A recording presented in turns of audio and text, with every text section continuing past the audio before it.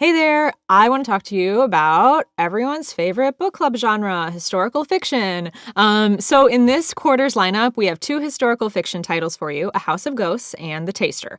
I'm going to start with House of Ghosts because Halloween just happened and it's like the perfect kind of cold, spooky time to be reading this book. So A House of Ghosts checks every single box for the perfect creepy historical that you can curl up under a blanket and be scared by the fire, right? With a cup of hot cocoa or whatever. Checks all the boxes. So, does it remind us of Agatha Christie? Yes. Is there a big spooky mansion? Yes.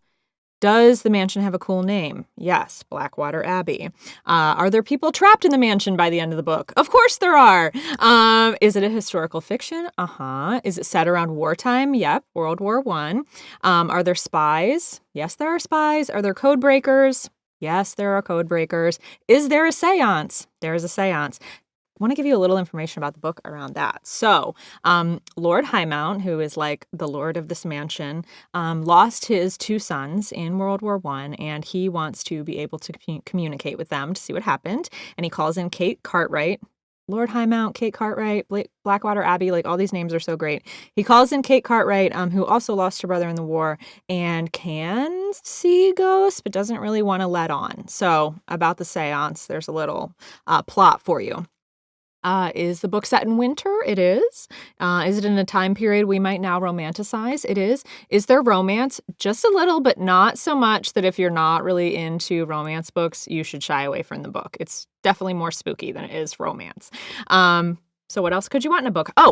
Is the author or the book an award winner? Yes and yes. The book was shortlisted for the Irish Fiction Independent Crime book, and the author, W.C.Ryan, has won several awards.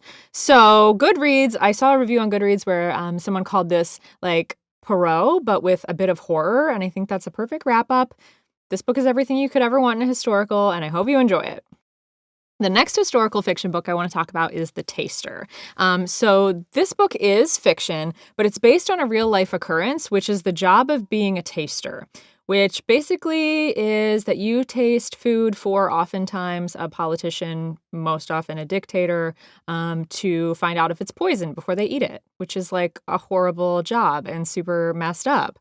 So this book is loosely based on the lives of the women who were the tasters for Hitler, which I'm guessing in, jobs of the taster, danger-wise, that's probably at the top.